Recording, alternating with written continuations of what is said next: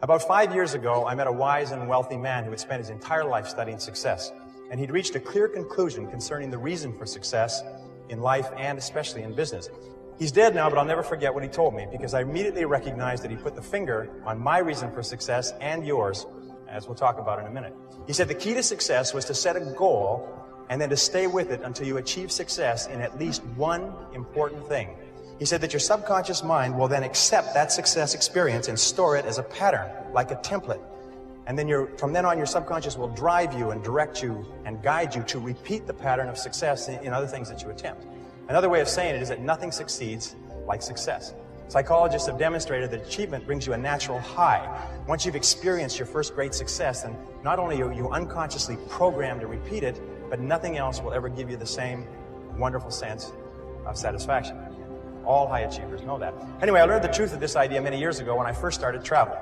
I spent 8 years traveling around the world. And in many ways, a trip or a journey is a metaphor for life. My first big trip was that, and much, much more. It had such an enormous impact on me that I've never really gotten over it. My whole life has been different as a result of what I call the Sahara crossing. Let me tell you about it. When I was 18, 3 friends and I decided we'd go off and see the world. We were well out of high school, and we were laboring in sawmills on the West Coast.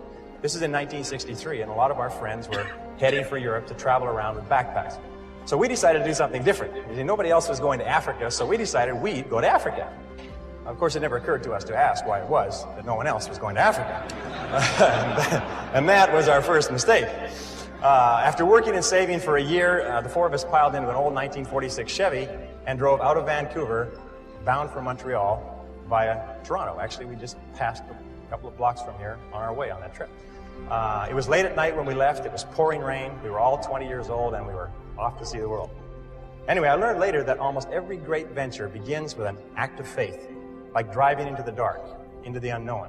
In a way, nature protects us by shielding us from knowledge of the difficulties and obstacles that lie ahead. Because if we really knew all the problems we would face, the setbacks, the suffering, the temporary failure, and the disappointments, many of us would hesitate about ever even starting out at all. And our plan was to drive across country to Montreal, get jobs on ships to work our way across the Atlantic, and then head south across Europe to Africa. Pretty basic plan. However, as it happened in Montreal, one of the guys decided to give up and go home, and so he left us. Well, that left 3. The other 2, after one day, still remember that, after one day of looking for work on the waterfront, decided to quit. Decided to quit trying and to spend their limited savings to pay their way across the Atlantic, rather than to work their way. I tried to talk them out of it. I told them that quitting is a habit. If you quit the first time you run into difficulties, you'll always quit when the going gets rough. You will, in effect, establish a pattern for failure rather than a pattern for success. But their minds were made up, so we split our savings and they took passage on a ship to England. I worked on a construction site in Montreal, hauling heavy things for the entire winter, and then I got a job on a Norwegian freighter out of Halifax in late February and arrived in England in mid-April. As I had predicted, my friends had quit and stayed in England working at odd jobs. However, we soon made up, good buddies again. Once more, we headed for Africa. At this time, all we had was an 8.5 by 11-inch page about this size that had Europe and Africa all on the same map, on the same page. And it seemed to be a very simple thing to go from London, which was up here, to Johannesburg, which was down here. And it's just one page. And I mean, we sort of drew a straight line, and we thought, well, oh yes, there was a little orange part right across sort of a band right through the middle there called the Sahara Desert. Well, we thought, well, we'd just whip over that and get down to the green part on the map. There's no problem. Without a word of a lie, this is true. We didn't stop to think that the total distance was about 8,000 miles. See, we were big picture people. We didn't let ourselves get bogged down with details. We were young and we hadn't learned that it's the details that get you every single time. So we took a train down to London. There we bought bicycles. See, we'd never heard of anyone riding from London to Johannesburg on bicycles, so we decided that we would do it first and become famous. That was another mistake. We soon learned that when you ride bicycles across France in the springtime, you find that the hills are all uphill and the wind is always in your face. So likewise, I found that when you embark on any new venture, you often find the same thing. Everything seems to go wrong, usually at the worst possible time and in the worst possible and most expensive way, like starting a new business or a new career. Anyway, after 2 weeks of grinding along on bicycles, uphill the whole way, which seems like a geographical impossibility, but it's true. We said, the heck with this. We loaded the bikes on a train and we rode across France and Spain to Gibraltar. There we sold the bicycles and bought a Land Rover with our last dollar. So now we had a little problem. We were out of money. We'd exhausted our meager finances buying the Land Rover, and we didn't have enough money for fuel and equipment. So we all sat down. We consider ourselves great writers at that time. We all sat down and wrote letters to everybody that we knew, pleading for money, telling them how desperate our situation was. Sitting here looking across the Straits of Gibraltar to Africa. All we needed was just a little bit of money to get us over there. Anyway, eventually we got a little bit of money here, and a little bit of money there, and then we got one big score. I'll never forget this. An uncle of Jeff's that he'd only seen once in his life sent us 100 pounds. 100 pounds at that time was $300, worth more than $1,000 today. And we were ecstatic. We were saved. So this is another lesson. Nobody ever makes it on their own. One of the great lessons of life. We all need help from others to get over the rough spots. Well, with the additional money, we loaded up with food and supplies. We took the ferry over to Tangiers in Morocco, and then we headed out of Tangiers toward the Atlas Mountains and the Sahara, full of excitement, singing as we drove down the road. 20 miles out, the radiator blew up. The radiator was just the beginning. Over the next 10 days, the steering rods bent and threw the front wheels out of alignment, so the tires blew one by one. When we got a flat tire, and we got lots of flat tires, we had to sit by the side of the road patiently, sometimes for hours, until somebody came along with the proper tools to help us change the tire. But we pressed on anyway. As we drove deeper into Morocco and over the Atlas Mountains and onto the Sahara Escarpment, we entered into a world that had changed very little in 1,000 years. There were long, long stretches of barren country roads and an occasional oasis surrounded by primitive farms, which was irrigated from wells and underground rivers.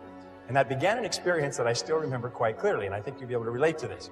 By this time, I was speaking French fairly well. We could converse with the natives in the occasional small towns that we passed through. And in one town, early in our slow, halting trek across Morocco, someone asked us where we were headed. And we told them that we were going across the Sahara and into Africa. And he said, oh no, he said, you can't do that. He said, you'll die in the desert. Well, I looked up my dictionary quickly because I didn't understand the expression. Vous allez mourir dans le lust. We then began to hear this on a regular basis everywhere we went. We'd stop in a small town, and people would bring their friends up to us and introduce us as the young men who were going off to die in the desert.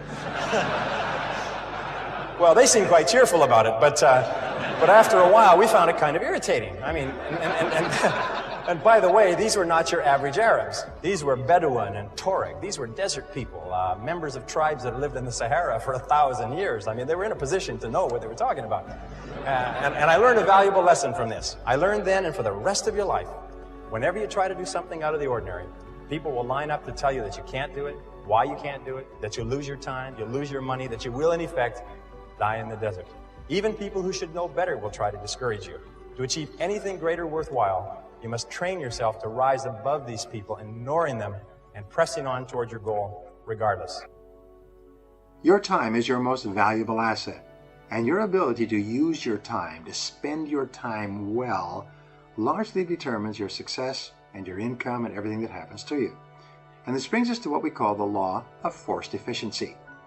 Now, the law of forced efficiency says there is never enough time to do everything, but there's always enough time to do the most important tasks. When you start to get under the gun, you have tremendous pressure. You have to have a job or task or project complete by a certain time. It's amazing how efficient you become. You become forced to be efficient. So the key in using the law of forced efficiency is to get really efficient before you run out of time. And the way you do it is you ask a couple of questions. One of the questions you ask is, what are my most valuable tasks? What are my most important tasks? What are the things that you do each day that are more important than anything else? Another question you can ask is, why am I on the payroll? What results have you been hired to accomplish? Of all the results that you can accomplish, what are the most important results that you could accomplish today? It's amazing. If you ask entrepreneurs how important are sales to your business, you know what they'll say? Oh, they're very important. Then if you follow entrepreneurs around for any period of time, one study showed that the average entrepreneur spends 11% of his time on sales and marketing. And the other 89% of the time is spent just doing busy work. And of course, once you start to do busy work, the busy work increases and increases almost like rabbits multiply. A third question you can ask for the law of forced efficiency is, what can I and only I do that if done well will make a real difference? Every hour there's an answer to this question for you. What can you and only you do that if done well will make a real difference? This means that if you don't do it, nobody else will do it. But if you do it and you do it well, it can make a difference to your life and to your business. And the final question for forced efficiency is this: what is the most valuable use of my time right now? This is the greatest of all questions in time management. And all the books and tapes and courses and time management systems all come down to the answer to this question. What is the most valuable use of your time right now? Whatever your answer to that question is, minute by minute and hour by hour, be sure that you're working on that and not something else. And you'll become one of the most efficient people in your business.